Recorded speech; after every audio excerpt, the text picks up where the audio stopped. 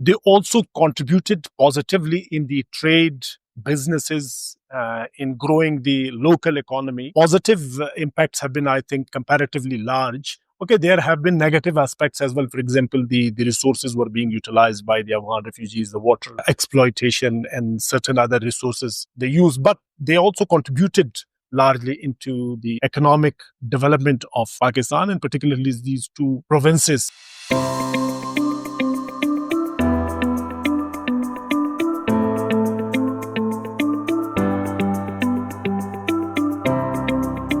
My name is Abdullah Khan. I am by profession government employee, government officer.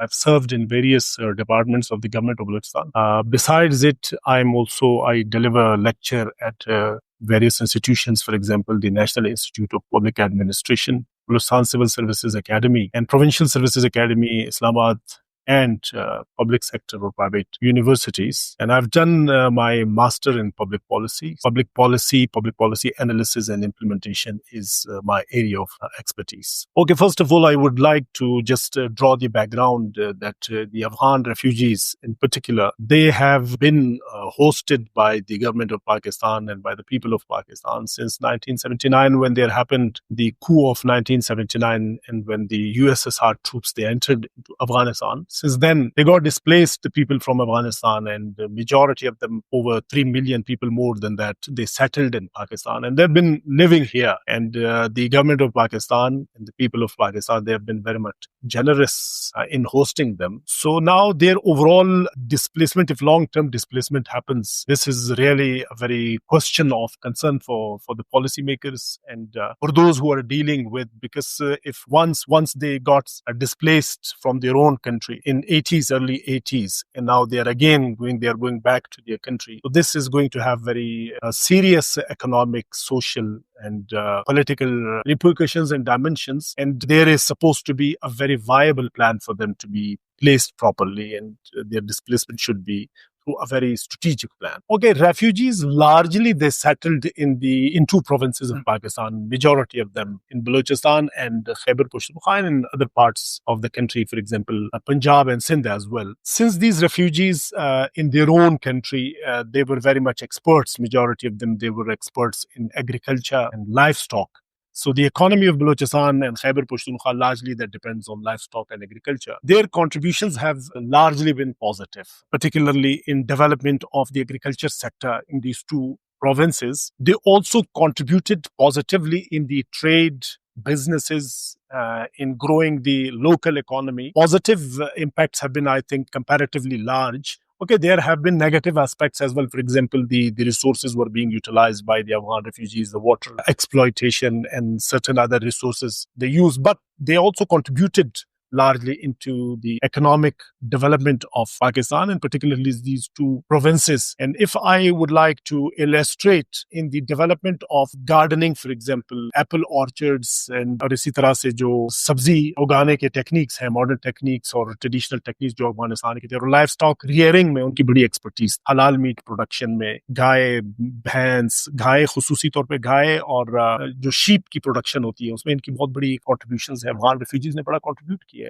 I think when refugees first of all settled in Pakistan, when they were hosted here, the government of Pakistan, they supported the federal government, and then Afghan Refugees Commissionerates, that was established to provide particular support. Home and Tribal Affairs Department also looked after. There used to be, and there is still, Afghan Refugees section that would particularly deal with the Afghan refugees. So the support was administratively provided to them, plus through international organizations, particularly UNHCR. When UNHCR came in contact with the government of Pakistan, support was provided. And throughout these decades, they have been supported by the government of Pakistan to integrate, to play part into the economy and to sustain, to adapt. Actually, Afghan refugees जो यहाँ पे बलूचिस्तान में settle हुए, खुसूसी तौर पे मैं उनका जिक्र करना चाहूँगा, वो अक्सर वो कबाइल थे, जैसे काकर कबीले से भी उनका ताल्लुक था, तरीन भी उनमें थे, अचिकज़ई, नूरज़ई, सागज़ई, अलीज़ई, दुरानी और खिलजी कबाइल के मुख्तलिफ कबाइल थे. वो दोनों तरफ बॉर्डर के सदियों से रह रहे थे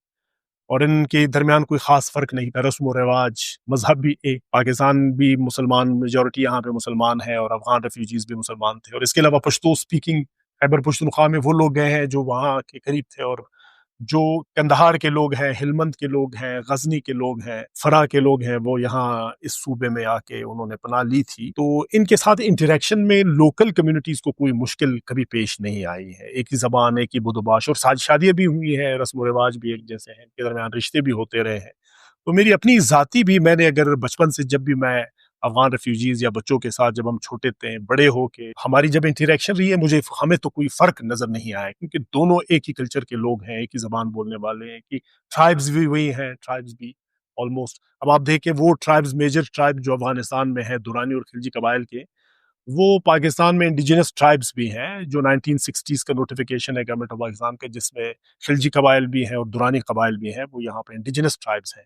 میں ذاتی طور پہ تو میں یہ کہتا ہوں، ہمارا یہ ایکسپیرینس رہا ہے کہ مثال کے طور پہ بلوچستان میں کلات ڈویژن ہے، خزدار میں، کلات میں، چھاغی میں، نوشکی میں، قلعہ سیف اللہ، قلعہ عبداللہ، لورلائی، مختلف جگہوں پہ افغان ریفیوجیز نے پاکستانی ہوسٹ کمیونٹیز کے ساتھ مل کے جب ایگریکلچرل کی ڈیولپمنٹ کی، یعنی گزشتہ 30-40 سالوں میں بہت زیادہ ڈیولپمنٹ ہوئی، ان کی ریزیلینس ایسی تھی کہ وہ فوراً انٹیگریٹ ہو گئے، اور انہوں نے باغبانی کے کام میں، شاخ تراشی میں، اور اسی طرح سے برڈنگ کا جو ایک کام ہوتا ہے، ان کے اکثر ایکسپرٹس ایسے ہوتے ہیں. مجھے ایک مثال یاد ہے کہ ایک بار ہمیں ضرورت پیش آئی کہ یہ پسٹاشیو میں جو گرافٹنگ کی ایکسپرٹیز ہوتی ہے، تو ایگریکلچر ڈپارٹمنٹ نے ایک بندے تھے جو کہ ان پڑھ آدمی تھے، ان کی ایکسپرٹیز لی ہوئی تھی ان آفیشلی، مجھے یاد ہے آفیشلز نے ان آفیشلی ان کی لی ہوئی تھی، وہ افغانی تھی. ایکسپرٹیز پسٹاشیو میں بہت زیادہ تھی. اس کے ساتھ ساتھ اگر آپ یہ دیکھیں، ٹنل فارمنگ جو کلائمیٹ چینج کا ایک پورا ایک ویو آئی ہے پوری دنیا میں، اور پاکستان میں اور بلوچستان میں خصوصی طور پہ،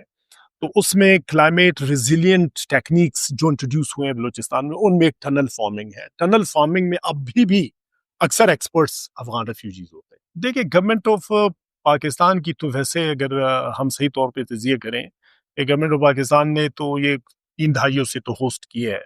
اب چونکہ وہ انٹرنیشنل اور ریجنل چینجز آ گئی ہیں، اور پھر حکومت پاکستان کا اپنا ایک جو ایلیگل فارنرز ریپیٹریشن پلان ہے 2023 کا، اس کے تحت یہ ایکسٹینشن دیتے رہے ہیں، شارٹ ٹرم ایکسٹینشن دیتے رہے ہیں. شارٹ ٹرم میں میرے خیال سے یہ جو 2023 میں سے اب تک بڑا عرصہ بھی ہے، اس عرصے میں تھوڑا لوگوں کے دماغ بھی بن گئے، جو افغان یہاں رہ رہے تھے مہاجر کیمپوں میں، ان کو سمجھ بھی آ گئی تھی کہ ابھی ہم نے جانا ہے، تو وہ مینٹلی ریڈی ہو گئے. یہ تو انسان کے لیے لیکن مشکل ہے ان کے لیے دوبارہ وہاں پہ کسی اور افغانستان میں جا کے ری سیٹل ہونا. اس کی وجہ یہ ہے کہ اکثر جو اس وقت جنریشن افغان ریفیوجیز کی، وہ پاکستان میں بڑی ہے، ان کی یہاں پہ اڈیپٹیبلٹی ہو چکی ہے، ان کے لیے بڑا مشکل ہوگا. تو اس پہ حکومت پاکستان تو غور کر رہی ہے کہ وہ ایکسٹینشن کیسے ہو، لیکن یہ دو ملکوں کے درمیان خصوصی طور پہ بائیلیٹرل ایک ایشو ہے. تو میں سمجھتا ہوں کہ 2023 سے ابھی تک پلان کے تحت جو ہو رہا ہے ریپیٹریشن، پھر ایکسٹینشن دی جاتی ہے، کارڈ ہولڈرز کو بھی ایکسٹینشن دی جاتی ہے. یہ ذرا تھوڑا پالیسی میکرز کو دیکھنا ہوگا کہ صحیح اسٹریٹجی کے تحت ہو سب کچھ. میری یہ تجویز ہوگی کہ دیکھیں، ایک تو پلان تو بڑا گورنمنٹ آف پاکستان کا کمپریہنسو پلان ہے، اور وہ کنسلٹیشن ہے UNHCR اور انٹرنیشنل آرگنائزیشنز کے ساتھ. اس میں ہیومن رائٹس کے اور مختلف پہلو ہوتے ہیں. میرے خیال سے فیڈ بیک ریفیوجیز کی زیادہ سے زیادہ لینے کی ضرورت ہے، اور اسٹیک ہولڈرز ان کی بھی فیڈ بیک اس میں لے کے، اور پھر اب حکومت افغانستان کے ساتھ کہ ان کی انٹیگریشن وہاں پہ، یعنی وہ جائیں گے تو سب سے پہلے ان کی سیٹلمنٹ کا ایشو ہوگا. سیٹلمنٹ کی ایشو کے بعد، یا جو گئے ہیں سیٹلمنٹ کی ایشو کے بعد ان کی ری ایبلیٹیشن، پھر ان کو اکانومی میں اڈیپٹ کرنا. اس حوالے سے دونوں ملکوں کا اور حکومت پاکستان، اور پھر جو افیکٹ ہو رہے ہیں ان کے درمیان، اور پھر ہوسٹ کمیونٹیز کی بھی اس میں انپٹ ہونی چاہیے. کیونکہ اکثر جو ہوسٹ کمیونٹیز یہاں پہ ہے پاکستان میں، یعنی مائننگ سیکٹر میں ہے، ایگریکلچر سیکٹر میں ہے، جو انفارمل آپ کی اکانومی ہے، اور اس کے ساتھ ساتھ لائف سٹاک ہے، وہ بہت زیادہ ڈیپینڈنٹ ہے لیبررز پہ، افغان لیبررز پہ. تو ہوسٹ کمیونٹیز نے بھی افیکٹ ہونا ہے. ہوسٹ کمیونٹیز کے ساتھ اور ڈائلاگ حکومت بلوچستان نے اور حکومت پاکستان نے کی بھی ہے، ان کے ساتھ ان پٹ سب سارے اسٹیک ہولڈرز کے لیے ہے. مزید سمجھنے کی ضرورت ہے کہ ایک دم سے اگر یہ ریپیٹریشن مکمل ہو جاتی ہے تو ہماری اکانومی میں اس کے شاکس کیا ہوں گے. میرا لاسٹ میسج یہ ہوگا کہ ہوسٹ کمیونٹیز اور جو ریفیوجیز کمیونٹیز کے درمیان ہمیشہ سے محبت اور ہم آہنگی رہی ہے. یعنی کوئی میجر ہم نے نہیں دیکھا کہ ان کے درمیان کوئی رفت ہو. ان کے رشتے بھی ہوئے ہیں، اور یہ صدیوں کا ایک رشتہ قائم بھی ہو چکا ہے. میرا یہ ہوگا کہ وہ پیغام دونوں کے درمیان محبت کا ہی ہونا چاہیے، تعاون کا ہونا چاہیے، باہمی حسن سلوک کا ہونا چاہیے.